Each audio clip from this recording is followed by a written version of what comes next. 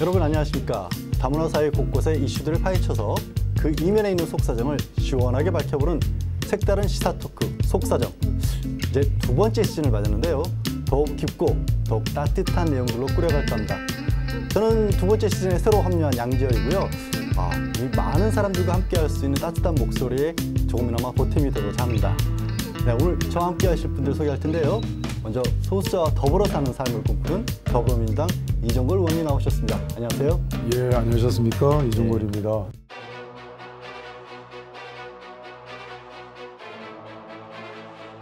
다문화 가족의 든든한 지원군이시죠? 한국 다문화 가족 지원센터협의회 신숙자 회장님 나오셨습니다. 안녕하세요. 안녕하세요. 공존만이 희망이다. 오늘도 이주민 여러분과 함께 하겠습니다.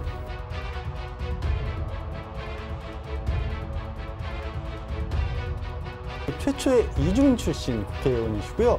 한국문화다양성기구 이사장 맡고 계신 이자스민 전 의원님도 나오셨습니다. 안녕하세요. 네, 안녕하세요. 이자스민입니다. 반갑습니다. 속사정 시즌2 끝까지 함께해 주시기 바랍니다.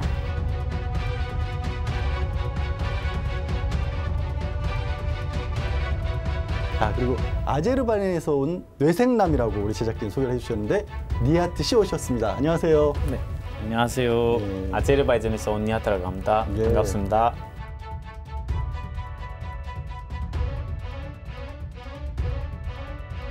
대한민국 사회가 요즘 최저임금 인상 논란으로 연일 뜨겁습니다. 그런데 이게 외국인 근로자들이라고 예외는 아니겠죠? 최저임금 인상의 대안으로 중소기업계가 제시하고 있는 외국인 근로자 수습제, 과연 어떤 내용인지 먼저 화면으로 만나보시겠습니다.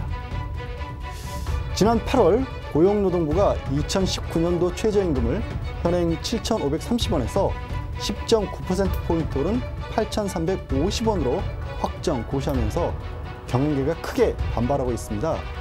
특히 외국인 근로자의 의존도가 높은 중소기업들은 최저임금 인상으로 인해 경영 상황이 많이 악화됐다며 호소하고 있는데, 이런 최저임금 인상의 대안으로 외국인 근로자 수습제를 요구하고 나섰습니다. 생산성이 떨어지는 외국인 근로자인 만큼 임금을 차등 적용시켜야 한다는 내용인데, 이 외국인 근로자의 생산성이 떨어진다는 점이 맞다는 경영계, 그리고 외국인 근로자에 대한 신분 차별이라는 반대 입장이 팽팽하게 맞서고 있습니다. 최저임금 인상에서 촉발된 외국인 근로자 수습제, 그 논란, 그 속사정을 들여다보겠습니다. 최저임금 인상 논란이 정말 연일 뉴스에 오르내리고 있는데요.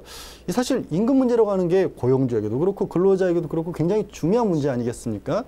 지금 중소기업들 입장, 아무래도 최저임금 이대로는 수용할 수 없다는 입장이죠, 회장님? 네, 그렇습니다. 이미 이제 올해도 그 2017년도 대비해서 16.4%가 지금 상승해서 지금 7,500원대로 이렇게 지금 상향 조정이 되어 있습니다.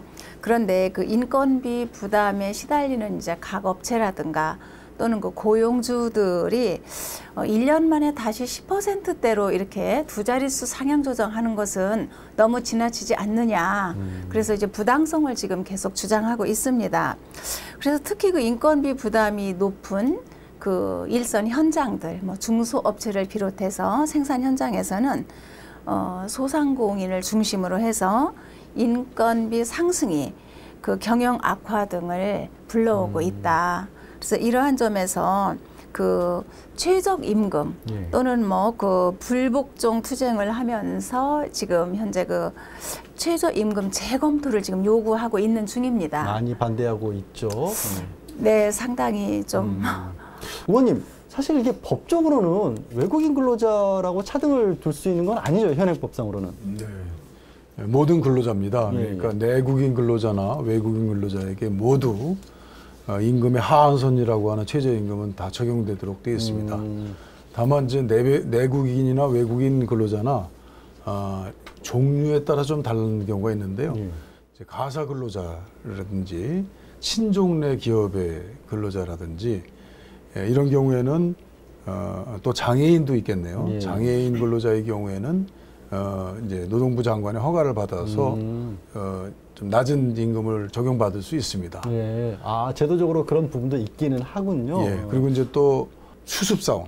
예. 수습사원의 경우에는 90%까지 가능한데 3개월에 한해서 그러나 단순 노무직의 경우에는 이 경우에도 100% 지급해야 됩니다. 무슨 편의점에서 일을 한다든지 대부분 외국인 근로자의 경우는 단순 노무직이 많기 때문에 수습사원의 경우에도 100%를 첫 달부터 지급해야 되는 것이 옳습니다.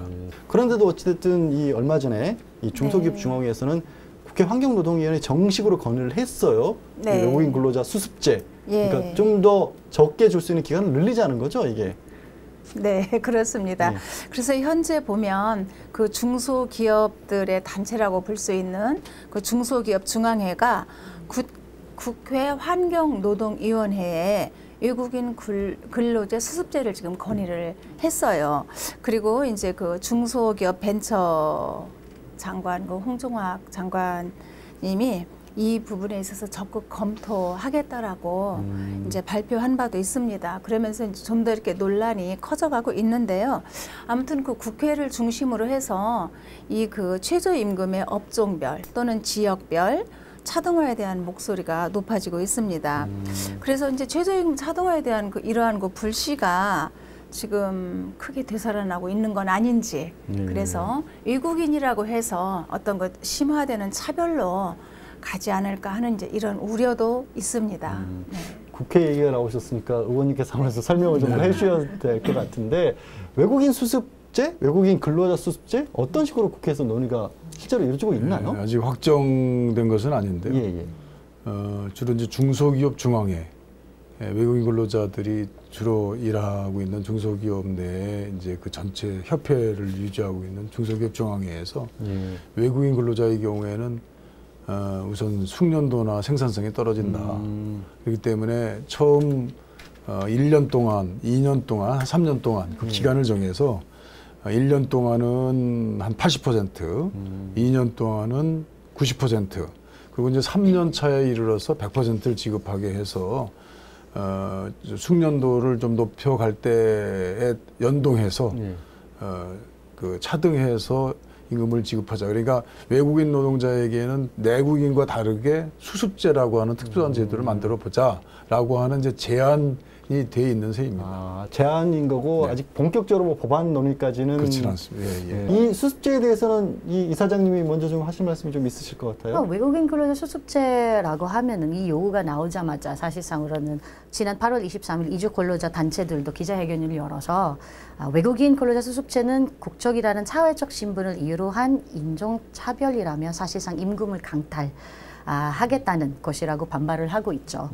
현재 고용허가제로 들어오는 외국인 근로자들 최저 계약 기간이 3년입니다. 처음에는 3년. 예, 처음에는 3년이고 추가로 뭐 1년 10개월 더 계약을 연장을 할 수 있는데, 외국인 근로자 수습제가 시행되면 외국인 근로자들이 한국에서 일하는 3분의 2 기간 동안 최저임금도 받지 못한 채 이렇게 일을 하라는 이 상황이 될 수밖에 없는 거예요. 이는 최저임금법, 근로기준법 위반하는 것이고 국적에 따른 차별 금지를 요구하고 있는 국제노동계의 요구에 전면적으로 위배되는 그런 상황이라고 생각을 합니다. 지금 이제 외국인 근로자에 대한 차별이라고 말씀을 하셨고, 근데 이제 얘기가 나온 거는 어쨌든 최저임금으로 인한 문제를 극복하기 위해서는 중소기업 중앙회에서는 이거라도 좀 필요하다는 입장인 것 같은데, 중소기업 중앙회에서 나름의 좀 근거를 만들었다면서요? 어떤 자체 수사 결과, 리아트 씨 어떤 내용인가요?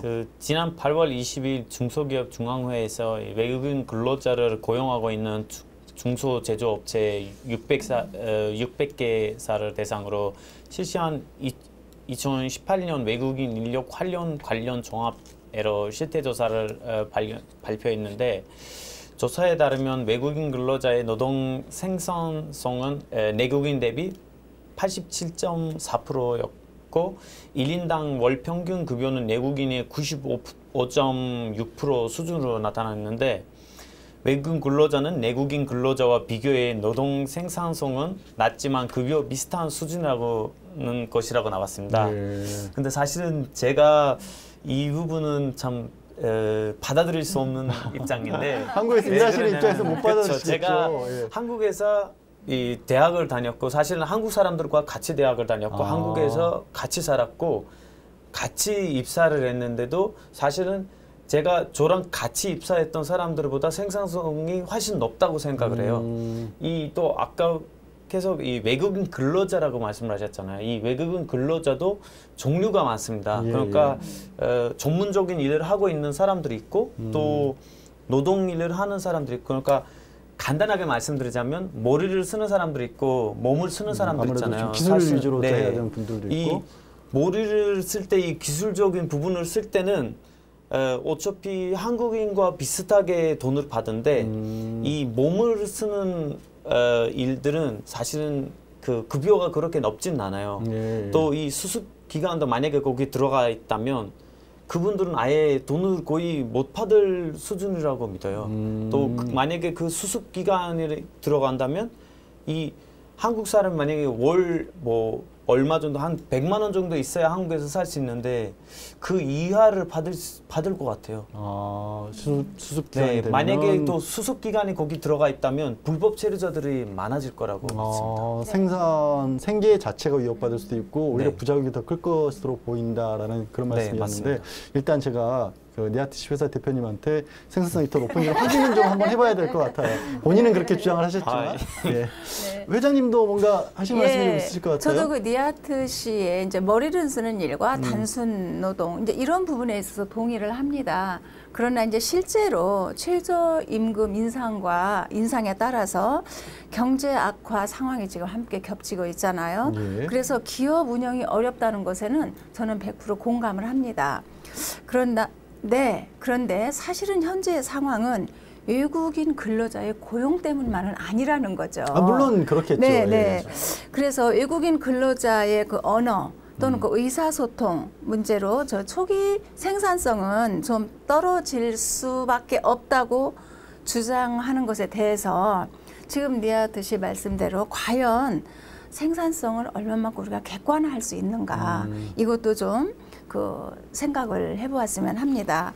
그리고 언어 능력이 그 필요한 노동력은요 숙련도가 높은 외국인이죠. 그런데 외국인 근로자 절반 넘게 그 단순 노무직에서 일하는 환경을 감안한다면 그 언어 소통의 문제로 생산성의 경중을 따질 수가 없습니다. 왜냐하면 그 예로 제가 그 이제 작은 농촌 지역이고 어촌 지역이지만 사실은 인구가 없어요. 생산할 수 있는 인구가 없는 거죠. 젊은 인력이 없는 거예요.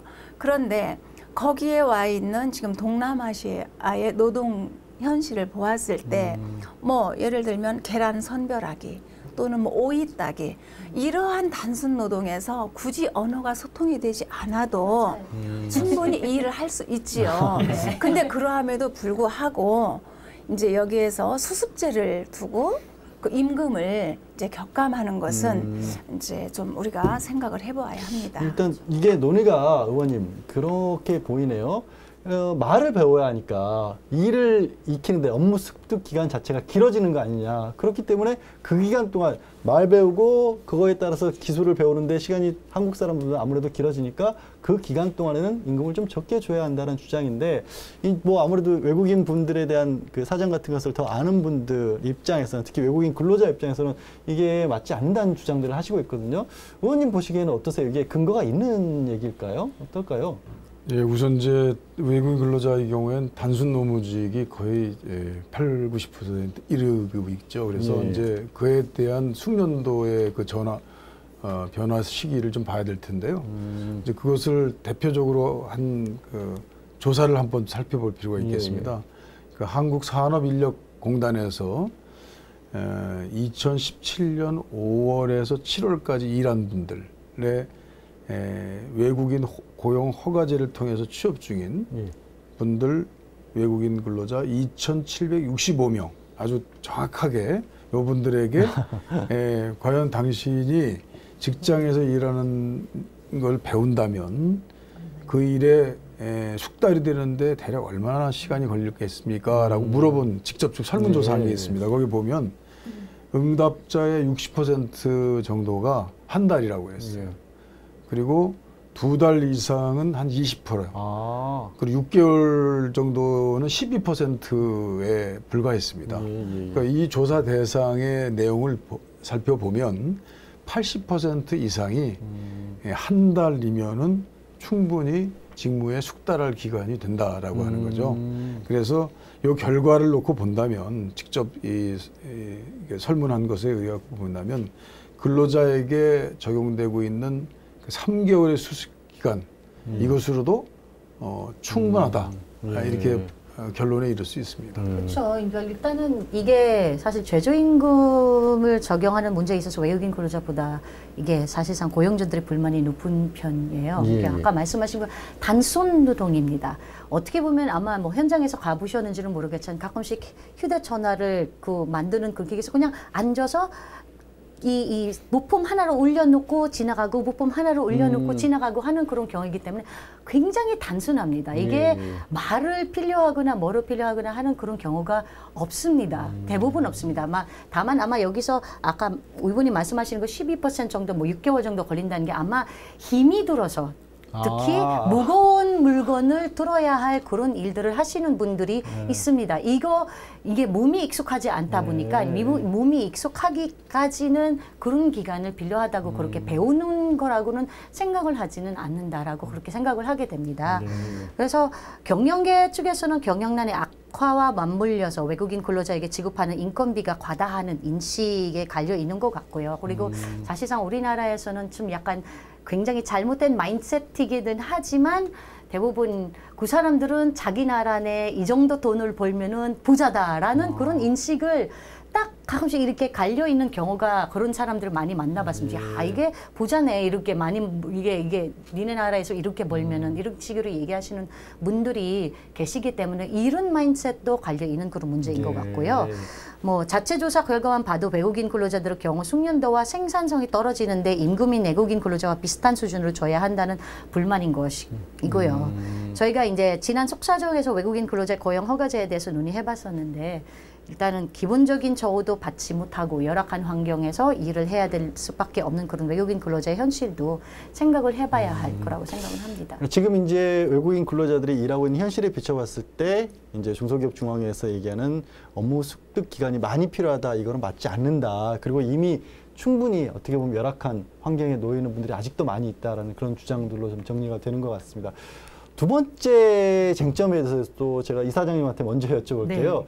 이 근로자 분들을 고용하는 고용주들 입장에서 주장하는 얘기 중에 하나가 외국인 근로자에게 우리는 숙박과 식비를 제공을 하고 있다. 그러니까 상당 부분 생활비가 해결이 되기 때문에 사실 숙식비를 더하게 될 경우에는 오히려 내국인 근로자들에게 주는 것보다 많이 주고 있다라는 얘기들도 하세요. 어떻게 보세요? 지난 회에 아마 우리가 얘기를 이제 외국인 노동자 관련된 얘기를 거기 얘기를 나왔었던 것 같은데요.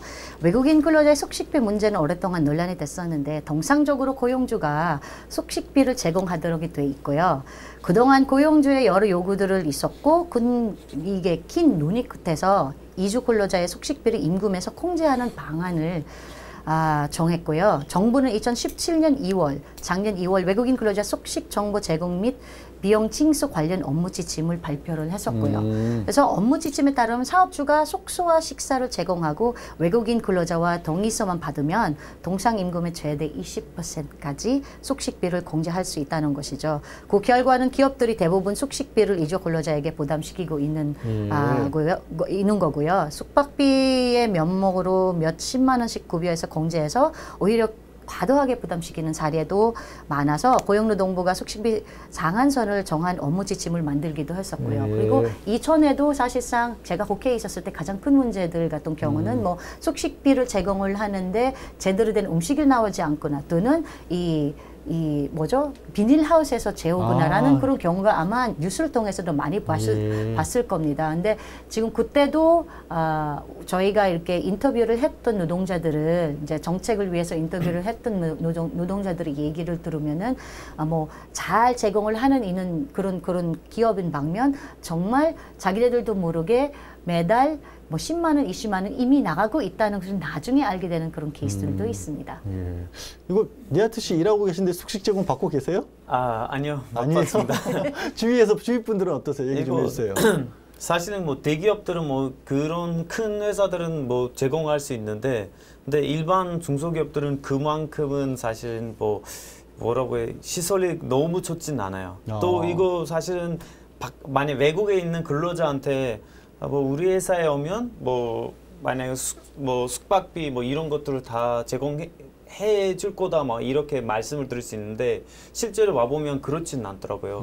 뭐 만약에 뭐 산속에서는 뭐 기숙사를 뭐 제공을 해주겠다고 하는데, 그거 가서 보시면 뭐 컨테이너 같은 뭐 숙박을 할 수 있는 곳인데, 거기서 뭐 제대로 되는 시설 하나도 없고 뭐 화장실 없고 막 그런 데인데, 음식들도 아까 말씀드렸다시피 이 입맛에 안 맞는 음식들이 엄청 많더라고요. 뭐 그래서 제 생각으로는 뭐 숙식비로 뭐 만약에 따로 제공해드리기보다는 차라리 거기서 좀 더 간단하게 단순하게 한국 사람과 똑같이 일단 월급을 제대로 드리면서 똑같은 월급을 드리면서 이 외국 분이든 뭐 한국 분이든 상관없이 한국에서 알아서 그 숙박을 알아서 하시는 걸로 하고 음식도 알아서 하는 걸로 했으면 더 좋을 것 같아요. 안 받는 게 차라리 낫다 네, 맞습니다. 정도로 말씀하신 것 같아요. 돌려서 말씀을 드렸는데, 회장님, 아니 그 돌리실 필요 없어요. 뭐로 돌려서 말씀하세요?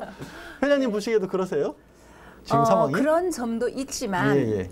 대기업만이 숙식을 제공한다 지금 미아트 씨 그랬잖아요. 근데 실제로 농어촌 현장에 가보면은요. 숙식을 작은 농장에서도 또 소규모 중소기업에서도 다 제공하고 있어요. 그러나 다만 이제 그 무상으로 제공되는 것처럼 그 얘기하는 것은 조금 무리가 있지요. 그리고 그 입맛에 관해서도 말씀하셨잖아요. 사실은 제가 기숙사를 가본 적이 있어요. 그런데 외국인 노동자들 기숙사라고 해서 아주 열악하지는 않았어요. 그리고 그냥 중간 정도는 됐었고요. 그들이 자유롭게 시장을 봐서 음식을 해 먹을 수 있도록 이렇게 제공을 하는 우리 기업주도 있다라는 것을 먼저 말씀을 드리고 싶습니다. 다만 그 내국인 근로자라고 해서 그 숙식비가 없는 건 아니거든요. 그런데 외국인 근로자에게만 그 숙식비를 최저임금에 포함시키겠다. 이런 부분에 있어서는 좀 차별이 아닐까 저는 그렇게 생각을 합니다. 그래서 그 외국인 근로자들의 동의를 받지 않고 기업주가 그 마음대로 숙식비 부담 액수를 정하거나 또는 월급에서 임의로 공제하는 그런 사례가 없었으면 좋겠습니다. 그래서 정당하게 좀 지원할 것은 지원하고 우리가 좀 양심에 따라서 정말 인권이라고도 볼 수 있잖아요. 이러한 부분들이 좀 지켜졌으면 합니다. 의원님 종합하면 뭐 숙식비를 차라리 안 주거나 아니면 뭐 주더라도 좀 선택할 수 있게끔 해달라. 숙박비, 숙식비를 준다고 해서 이게 최저임금이 낮다라고 얘기를 하면 이것도 차별이다 이런 말씀들을 하시는 것으로 보여요. 네네. 우리 신숙사 회장님 말씀 들어보면요, 그게 정당합니다. 그래서 어떤 최저임금의 그 임금에 숙식을 포함시킬 것이냐 말 것이냐. 이런 논쟁은 있을 수 있습니다. 그건 내국인 근로자나 외국인 근로자나 다 마찬가지입니다. 그러나 외국인 근로자에게 숙식을 제공하기 때문에 최저임금을 더 낮춰야 된다. 이렇게 하는 것은 그건 틀린 얘기죠. 그 우리 법제처에 이제 알기 쉬운 최저임금 이런 설명에서도 숙식 제공이라든지 또 뭐 주택 등 이제 복리후생비 이것은 그거는 최저임금의 임금에 포함되지 않는다라고 분명히 명백히 돼 있고요. 이 외국인 근로자라고 해서 이것을 차등 제공하겠다라는 하는 그것은 옳지 않다라는 것이 분명합니다. 일단 이 숙식비 제공은 외국인 근로자에 대한 차별에 대한 정당한 사유가 될 수 없다는데 아마 네 분이 다 같이 공감을 해주시는 걸로 보입니다. 자, 다음 쟁점이요. 이 얘기도 저는 이게 맞는 걸까라는 생각이 좀 들었는데 2017년도에 국회에서 이런 얘기가 나왔다고 하네요. 만약에 외국인 근로자가 100만 명이면 이 돈이 외국으로 다 흘러간다. 그런데 그게 한 해에 12조 원에 달할 것이다. 그러니까 외국인 근로자분들이 여기서 한국에서 받는 돈은 다 국외로 나가니까 그래서 어떻게 보면은 국가 경제 차원에서도 이거는 좀 줄이는 게 맞지 않느냐. 과연 이게 좀 타당한 근거가 될 수 있지는 모르겠습니다만 이런 주장도 나오고 있어요. 그 이사장님 어떻게 생각하세요? 이거는? 최저임금이 오르면 외국인 근로자 해외 송금을 늘어나고 그렇게 되면 국부만 유출되고 내수 성장에 기여하지 않는다는 그런 주장인데 근데 법무부가 발표한 2017년에 이민자 재료 실태 및 고용조사 결과를 보고서를 다루면 국내에 거주하는 외국인 임금 근로자는 83만 명 중에 40.3%가 그러니까 49만 명 정도 되는 인원이 가족이나 친인척에 송금하고 있기는 합니다. 근데 전체 지출 부분을 보면 생활비에 가장 많은 지출을 합니다. 40.7%를 하고요. 이어 이 국내외 송금을 해서 24.9%, 저축 15.7%, 주거비 12%는 순이었고요. 임금의 절반 넘게 송금을 한다는 건 좀 무리라고 생각을 하고 있습니다. 예. 여기 니아트 씨한테 여쭤보면 되겠네요. 돈 몇 퍼센트나 혹시 솔직히 말씀드리자면 제가 뭐 가족한테 돈을 보내본 적도 없고요. 아, 그래요? 네. 제가 완전 반대로 생각을 하는데 어떠냐면 사실은 제가 한국에서 일을 하면서 한국 경제에다가 좀 더 도움을 준다고 생각을 해요. 왜 그러냐면 제가 버는 돈을 다 한국에서 쓰고 한국에서 뭐 어차피 이 외국인이 한국 와서 당연히 뭐 많은 사람이 돈 벌어 오는데 이 노동자들이 돈을 벌어 오는데 이 돈을 어차피 외국으로 보내는 뭐 부분도 뭐 만약에 40%를 보냈다고 해도 60%를 한국에서 활용을 해야 돼요. 이분이 무조건 뭐 그렇죠. 생활을 해야 하니까 되고, 뭐 옷을 사야 되고 막 그러니까 그냥 이거는 그냥 정상적이라고 생각을 해요. 또 만약에 제가 아제르바이잔에서 한국으로 와서 일을 하고 한국에서 생활을 하면서 돈을 여기서 쓰고 있고 뭐 한국 사람이 아제르바이잔 가서 거기서 일을 하고 거기서 돈을 벌고 거기서 경제에다가 도움을 주는 거예요. 이 나라의 시민 교환이라고 생각을 해요, 그냥. 그래요. 의원님, 우리 그러면 이 근거도 조금 편견이나 오해가 좀 있는 모양이죠, 의원님?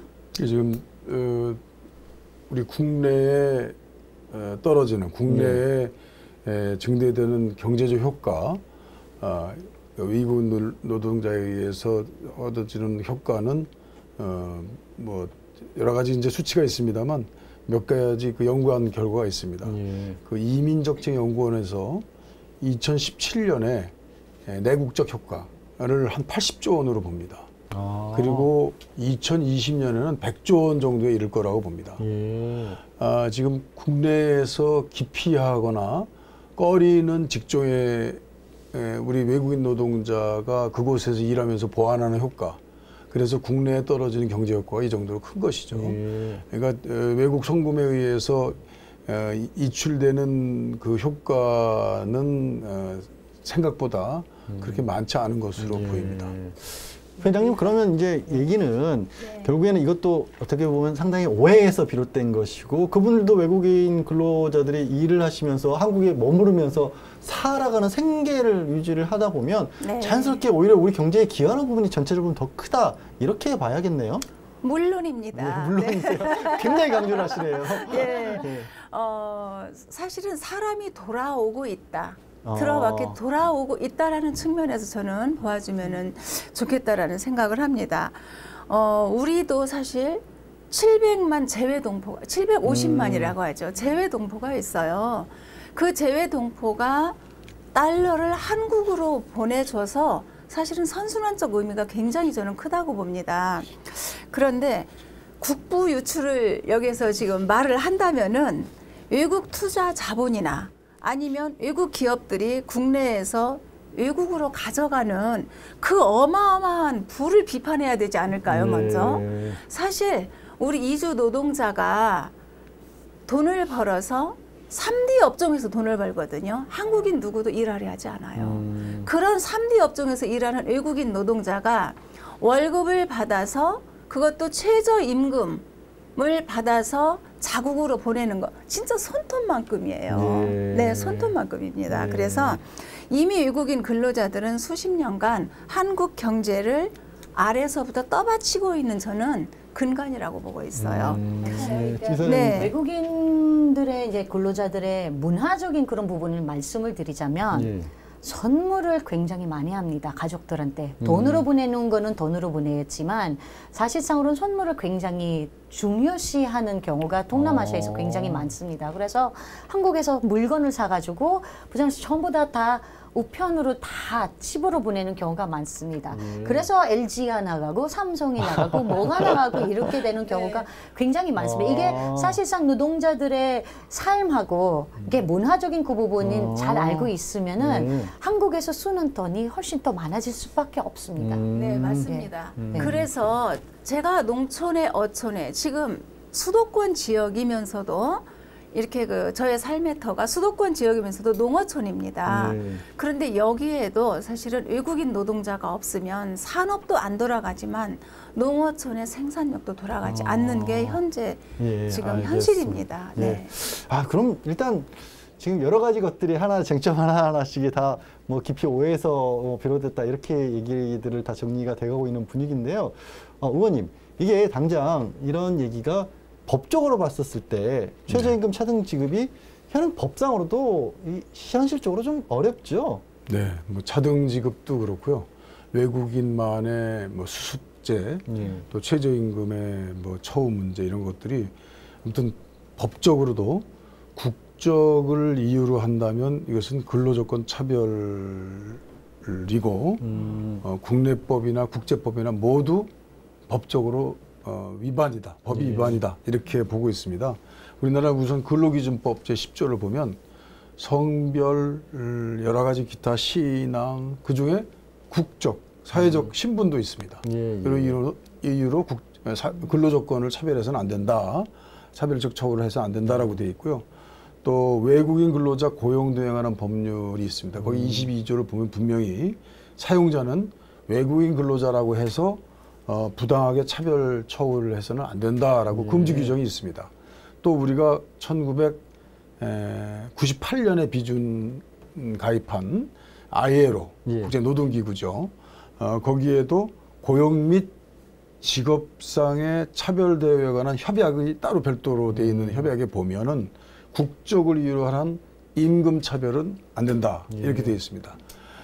즉 이 국적에 대한 차별을 금지하는 것은 우리나라 헌법, 노동법, 근로기준법 모든 법에 위배되는 것이기 때문에 이 외국인에 대한 처우를 달리하는 뭐 수습제라든지 차등임금이라든지 이런 것들은 모두 균등 처우 원칙에 위배된다 이렇게 분명히 말씀드릴 수 있습니다. 아예 대한민국 헌법에 어긋난다라고 말씀해 주셨네요. 네. 외국인 근로자 수습제라는 건 산업연수생 제도가 생각이 납니다. 예전에 있었던 맨 처음에 시작을 했었던 그런 부분인데 그게 굉장히 많은 문제가 돼서 없어졌던 그런 제도잖아요.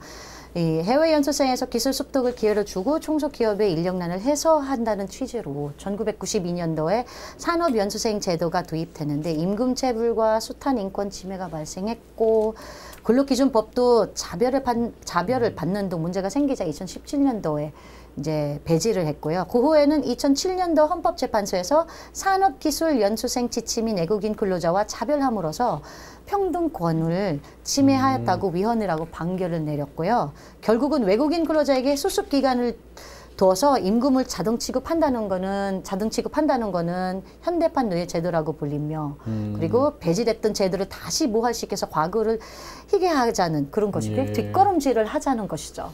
그러게요. 이게 말씀하시다 보니까 제가 들으니까 외국인 근로자 수습제라고 이름만 바뀌었을 뿐이지 이미 헌법재판소에서 위헌 결정을 했던 그 산업기술연수생 제도 이게 판박이처럼 돼버리는 게 아니냐라는 생각이 드네요.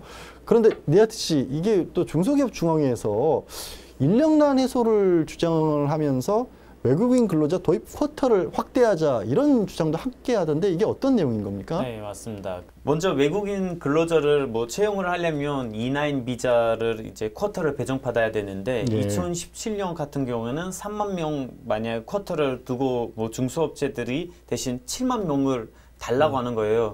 그래서 뭐 경쟁률이 2대1로 나와 있었는데요. 그래서 그런 문제들이 있고 이번에 그래서 그 일자리를 비해 외국인 근로자가 부족한 상황이라 이번에 이제 그 쿼터를 확대해야 한다는 이제 그 이야기가 나왔습니다. 그럼 회장님 기업들이 외국인 근로자들이 많이 필요하다는 얘기잖아요. 네, 앞뒤가 맞지 않지요. 그러니까 조금 이상한 것 같긴 한데. 예. 아무튼 외국에서 깎아달라는 건 아닌가요? 예, 외국인 근로자들은 한국인에 비해서 생산성이 떨어지기 때문에 수습제가 필요하다고 하면서 또 외국 근로자들을 더 쓰게 해달라. 즉 쿼터 그 확대를 요구하고 있는 것은 좀 모순입니다. 이러한 그 이면에는 외국인 근로자가 사실은 우리 기업에 한국 사회에 얼마나 이득이 되는가를 또 반증한다고 저는 보고 있습니다. 그래서 그 외국인 근로자들을 요구하는 것은 결국에는 그 값싼 노동력에 대한 욕심만 내겠다는 건데요. 네. 물론 욕심내는 거 좋습니다. 그러나 최소한 인간다운 대우는 기본적으로 보장을 우리가 할 줄 알아야 된다. 이런 말씀을 드리고 싶습니다. 근데 이제 그런 얘기를 하세요. 뭐 지금 말씀하신 지적 당연한 지적인데 이제 그 기업하시는 분들은 무슨 얘기를 하냐면 우리가 우리만 쫓아고 가는 게 아니다. 외국인 근로자분들 최저임금을 좀 낮추면 기업의 경영 부담이 좀 줄어들고 그러면 회사 사정이 도와지게 되면 또 내국인들도 많이 고용을 할 수 있다. 그러니까 전반적으로 보면 그러고 나면 이제 또 그런 얘기도 하시겠죠. 내국인도 올라가면 자연스럽게 외국인분들도 또 조금씩 올릴 수 있을 것이다. 지금 어려우니 도와달라. 어떻게 보세요, 네아치 이런 고용제도 사실은 뭐 외국인 근로자들이 뭐 들어갔던 회사들은 뭐 아니면 뭐 업체들은 이 한국 사람들을 그냥 들어가기 싫은 것들일 것 같아요. 왜 그러냐면 사실 처음에 뭐 외국인 근로자들이 한국에 왔던 이유도 한국 사람들이 그 일을 안 하니까 뭐 3D 잡이라고 하잖아요. 예. 그런 일들을 안 하니까 이제 외국인 근로자들이 왔는데 이 조금씩 이제 이 외국인 근로자들이 조금씩 많아지는 거예요. 근데 솔직히 말씀드리자면 제가 알기로는 한국 정부에서 이제 이 중소기업들, 뭐 소기업들을 조금 살리려고 하는데 근데 이 만약에 외국인 근로자들 숫자가 줄이면 그때는 이 중소기업들한테 그렇게 좋지는 않을 거예요. 만약에 뭐 저 같은 경우에도 제가 다니는 회사도 그 중소기업이에요. 근데 중소기업이 이 외국인이 제가 만약에 해외랑 커뮤니케이션을 하잖아요. 그러면 제가 만약에 나갔어요. 그러면 아제르바이잔이랑 커뮤니케이션을 누가 할 거예요? 이 한국 사람이 가서 그 일을 할 수가 없어요. 아니면 뭐 엄청 힘든 일이에요. 엄청 힘든 일을 뭐 몸을 써야 되는데 이 차라리 뭐 돈을 작게 받고 이 외국에서 오는 사람이 그 일을 하는 거는 훨씬 더 나을 수 있고 또 제가 뭐 항상 이 토론을 그 형님들하고 뭐 토론을 할 때 나왔던 이야기인데 차라리 일을 나눠야 또 경제가 훨씬 더 좋아질 거라고 믿어요. 왜 그러냐면 만약에 이 힘든 일들도 다 한국 사람들한테 시키고 완전 뭐 너무 어려운 일들을 다 한국 사람들한테 시키면 그러면 경제를 또 좋은 일, 또 새로운 뭐 혁신을 만들 사람들은 누가 와서 할 거예요? 어차피 그렇게 이야기하신 걸 보면 외국인 분들이 전문적으로 할 수 있는 영역도 있고 또 기존에 예전에 이제 한국 근로자들이 했던 부분들 중에 상당 부분 좀 힘든 일 같은 경우는 한국 분들이 좀 안 하는 그런 경향도 생겼는데 이제 와서 또 외국인 근로자들의 임금을 낮추어서 만약 외국 분들이 떠나게 되면 오히려 경제가 더 죽을 것이다. 이렇게 지금 말씀을 하신 거잖아요. 그렇다고 아까 말씀하신 것처럼 뭐 논쟁이 뭐 경영이 나아지면은 한국 사람을 더 많이 이렇게 고용을 할 거라는 그런 말씀을 아까 하셨는데 사실상으로는 만약에 차리가 나면은 임금 이상 이 외국인 노동자를 쓰지 한국 사람들을 안 쓰죠 사실은. 이게 떨어지면 가격이 떨어지면 당연히 떨어진 가격을 가지고 있는 사람들을 고용을 할 거지 더 비싼 가격을 가지고 있는 더 비싼 임금을 받는 그런 사람들을 고용을 하겠습니까? 그리고 아는 분이 이렇게 말씀을 하신 적이 있었어요. 저한테 이게 외국인을 다르게 이렇게 임금을 다르게를 하게 되면 비교 대상이 생겨요. 우리의 이제 일반인의 최저 임금에 비교 대상이 생긴다는 것이죠. 그러니까 예를 들자면은 뭐 외국인들은 7,000원이고 한국인들은 8,000원이고 올라가기엔도 비교 대상이죠. 아니 너무 많이 올라가. 외국인들도 7,000원으로 받는데 우리나라 사람들은 9,000원은 넘어하지는 않느냐라고. 그럼 우리가 지금 하고 있는 논쟁이 꼭 거꾸로 아니 외국인들도 이 정도 생산력이 생산 같은 능력이 일 나오는데 하는데 덜 받고도 한다. 그렇죠. 이렇게 되는 거예요. 그래서 외국인 근로자의 노동권을 보호해주는 것이 결국은 국내 근로자들을 보호하는 중요한 수단이 될 수 있다는 그렇게 말씀을 드리고 싶어요. 이 의원님 실제로 조금 전에 이사장님 짚어준 문제, 그러니까 외국인들에 대해서 저임금 정책을 폈다가 오히려 그러니까 내국인마저도 힘들어졌던 그런 사례가 있다면서요, 해외에. 특별히 그렇지 않았을 것 같은 외국 두 예를 살펴보면요. 예.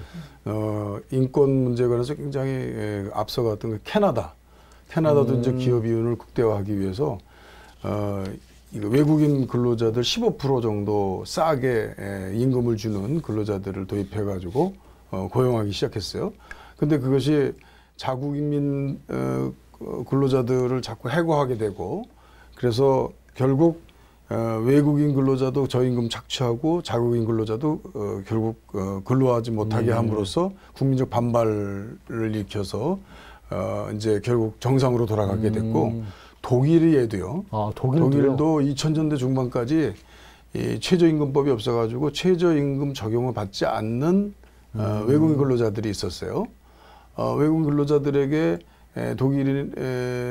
독일인들은 그 최저임금 적용받지 않기 때문에 임금이 낮아서 독일인의 고용을 뺏는다.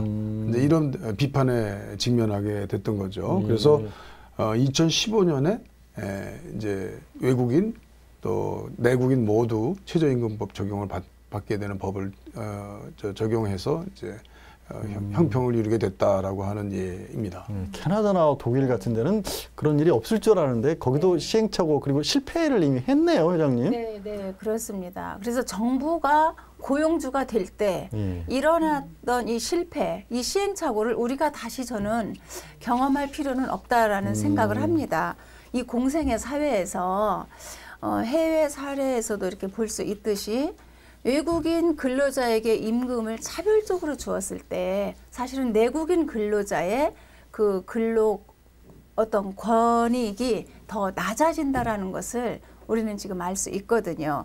그래서 외국인에 대한 임금 차별은 당장 먹기에는 달 수 있죠. 입에 달게 느껴질 수 입에 있지만 달게 잠깐. 느껴지나 그 단맛은 사실은 치아도 상하고 우리 당뇨병에 걸릴 수 있어요. 네. 그래서 조금 이런 부분에 있어서 한 걸음 늦추어 좀 생각을 했으면 좋겠습니다. 좀 더 진중한 우리의 사회적 논의가 필요하다라는 생각을 합니다. 그러게요. 그래서 이제 어르신들이 좋은 약 입에 쓰다고 우리 옛말에 그런 말이 있었던 모양인 것 같은데, 자, 회장님 이제 말씀을 해주셨으니까 다들 어느 정도 외국인 뭐 수습제, 근로자 수습제가 그다지 좋지 않은 어떤 영향을 끼칠 것이다는데 많이들 공감을 하시는 것으로 보여요. 이제 말씀해 주신 게 회장님, 그러면 앞으로 뭐 외국인 근로자 100만 시대라고 하는데 어떤 방향으로 우리가 정책을 세워야 갈지 뭐 마무리하는 시간이 될 것 같은데 회장님부터 이렇게 쭉 한 말씀 좀 해주시죠. 네, 지금 말씀에 동의하면서요.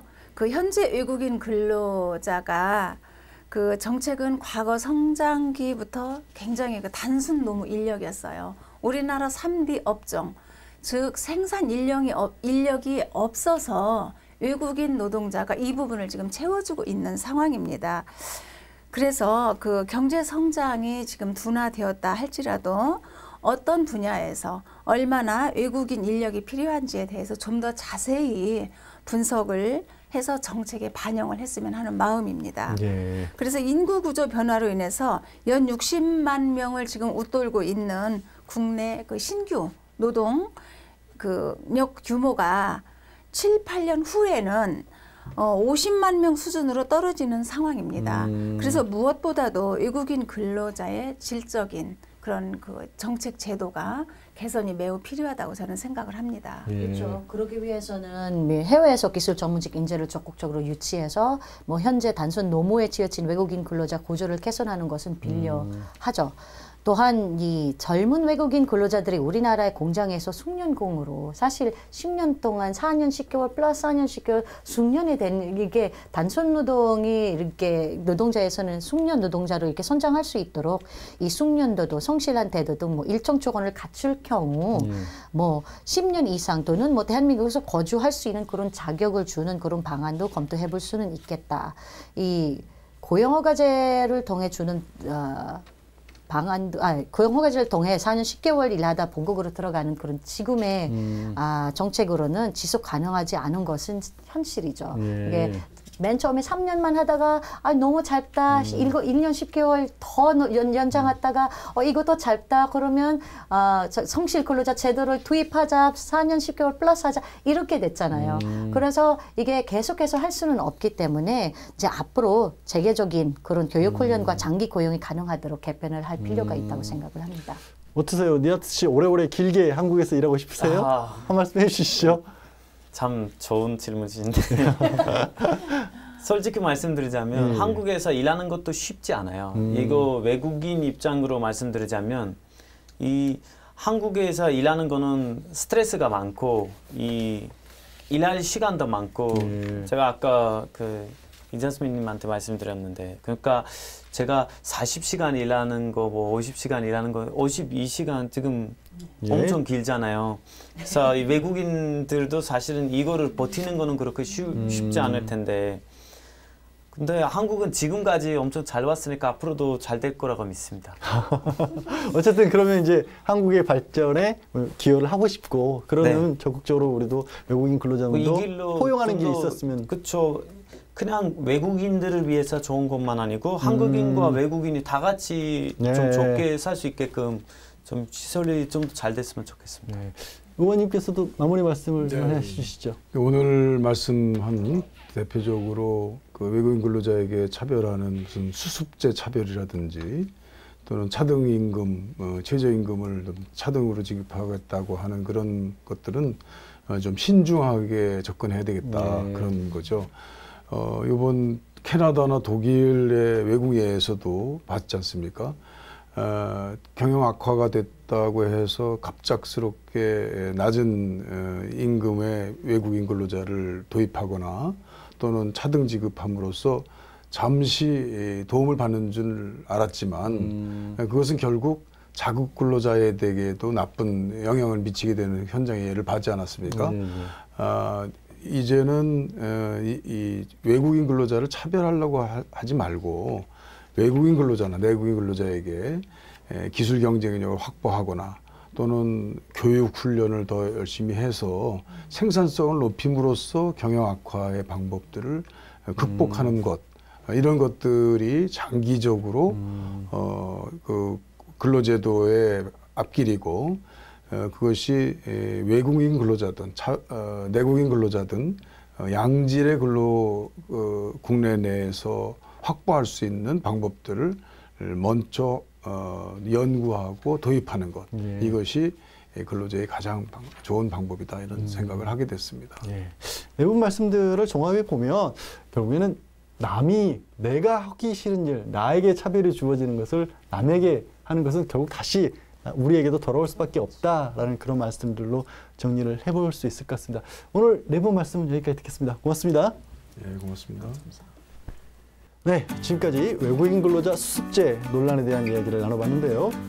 우리나라 청년들 워킹 홀리데이로 호주 참 많이 가죠. 그런데 가서 최저임금도 제대로 못 받았다는 그런 청년들이 절반이 넘는다고 합니다.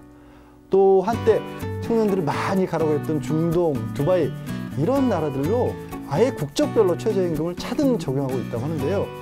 혹시요, 우리 국민이 해외에서 이렇게 차별을 받았을 때 우리 정부 그리고 우리 기업들 과연 어떤 얘기를 할 수 있을까요?